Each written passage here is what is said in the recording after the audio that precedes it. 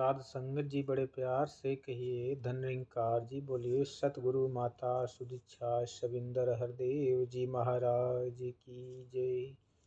निरंकारी राजमाता गुरु बचन अवतार की जय। साध संगत जी चैनल को सब्सक्राइब कर लीजिएगा। साध संगत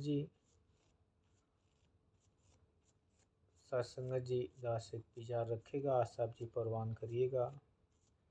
मेरा मुझ में कुछ नहीं, जो कुछ है सो तेरा, तेरा तुझको सौंप के क्या लागे है मेरा। साध संगत जी आप जी के ज्ञान के पहले कुछ भी औकात नहीं थी। जो कुछ बोलने की शक्ति ऋणरा या सिखलाई मिली है वो आप जी के चरणों के जगह से ही मिली है। आपके चरणों के आशीर्वाद से और सतगुरु की कृपा से मिली है। फिर भी अभी जैसा आप जी बोलते हो वैसा दास नहीं बोल पाता, फिर भी आप इसे पसंद करके दास का मनोबल बढ़ाते हो। इसके लिए बहुत बहुत शुक्रिया, धन्यवाद।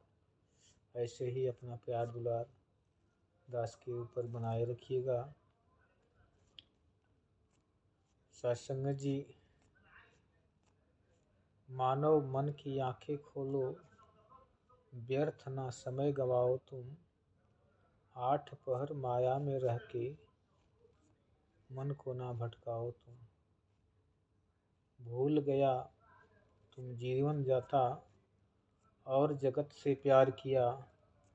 ब्याज की बातें छोड़ो भाई, मूल भी तुमने हार दिया। साध संगत जी ये गुरु की दर बहुत ही महान है।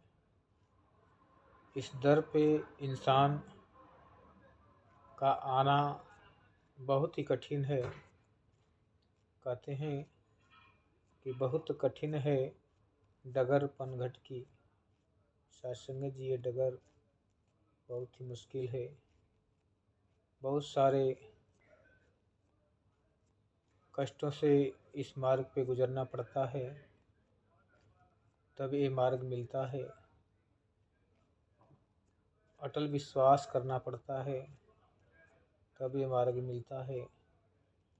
नहीं तो इंसान दुनिया की चमक धमक में, चमत्कार में इस प्रकार लीन है कि उसे अपने ठगे जाने का एहसास ही नहीं है। पग पग ठगा जा रहा है। लेकिन इस सत्य रूपी मिशन में आने का, क्योंकि इसमें ना चमक है ना दमक है। जो सत्य होता है उसमें चमक नहीं होती, बनावटी नहीं होती। कहते हैं कि खुशबू नहीं आ सकती बनावट के उस फूलों से।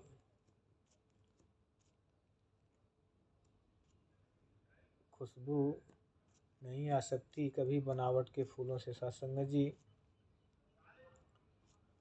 ऐसे ही परमात्मा को खोजने के लिए साध संगत जी बहुत सारे यत्न किए जा रहे हैं। बहुत सारे तप किए जा रहे हैं। बहुत सारे भजन कीर्तन और भी पूजा पाठ की तरह तरह के उपयोग किए जा रहे हैं कि परमात्मा मिल जाए। लेकिन साध संगत जी दुनिया के हिसाब से देखें तो इंसान हर वस्तु को जो उसके काम में आने वाली है उसे पाने के लिए वो सोचता है कि सस्ता मिले और जल्दी मिले। लेकिन साध संगत जी आध्यात्मिक मार्ग पर इंसान आंख बंद करके इस मार्ग पर चल रहा है। उसे खबर ही नहीं है कि जिस को हम पूजा और पाठ का नाम देते हैं ये पूजा पाठ नहीं, ये तो एक व्यापार है।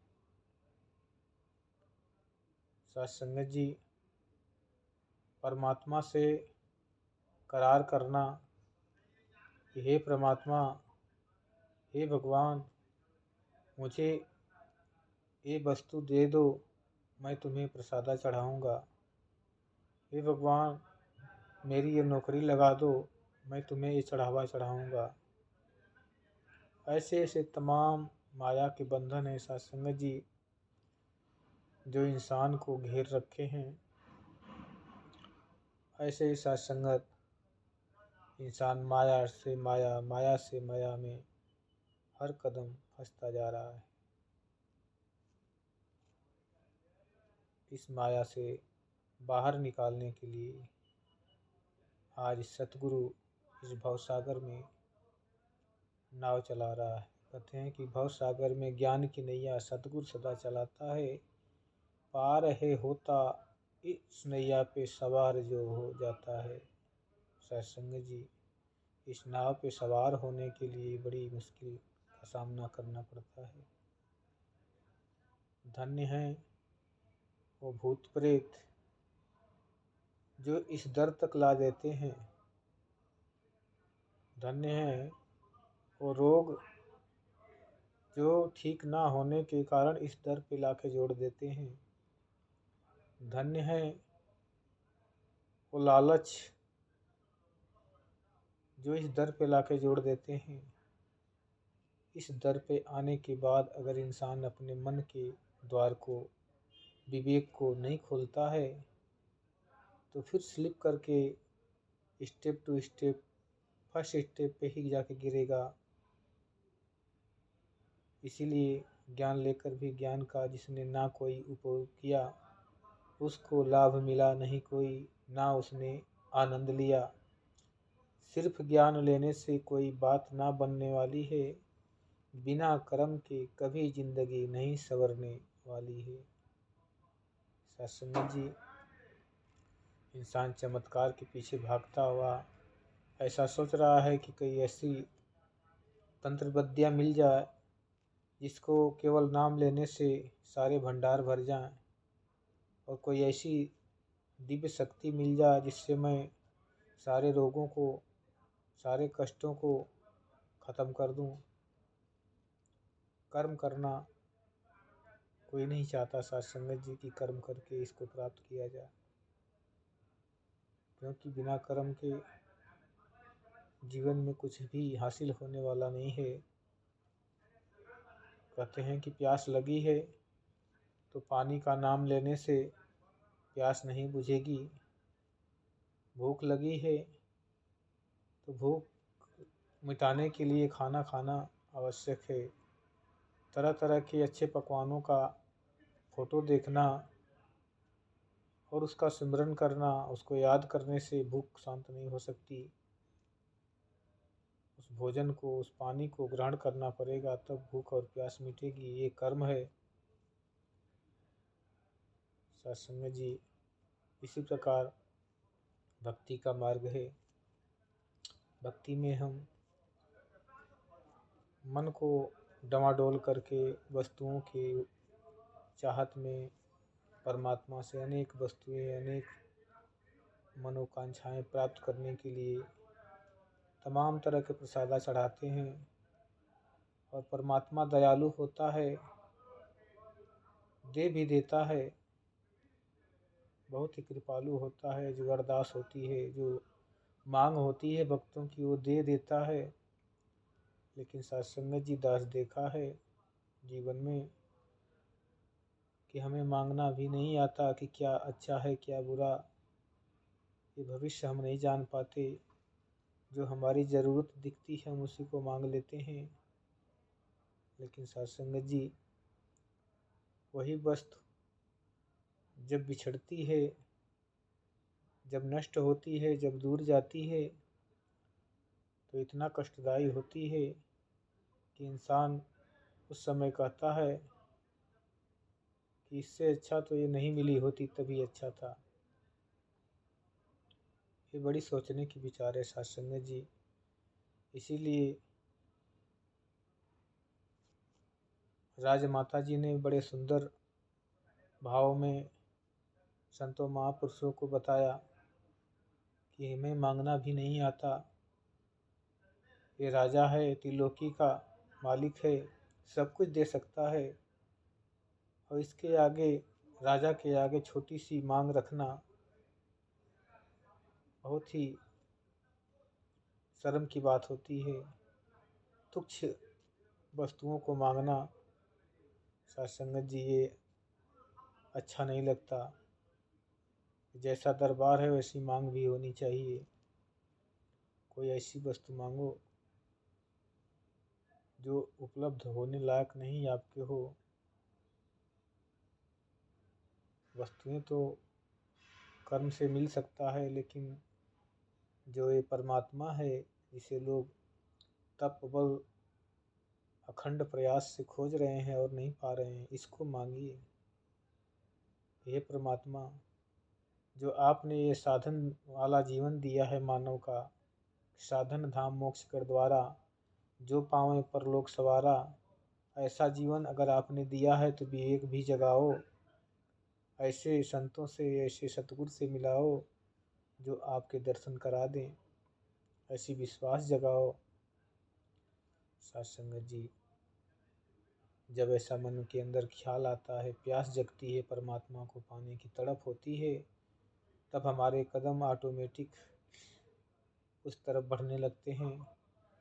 और कहा भी गया है कि बिन सत्संग विवेक न होई, राम कृपा बिन सुलभ न सोई। ये जो विवेक है साथ संगत जी, भक्ति का मार्ग का, परमात्मा को पाने का, ये मंदिर में जाने से नहीं खुलता, किसी कीर्तन पाठ करने से नहीं खुलता, किसी सिमरन करने से नहीं खुलता।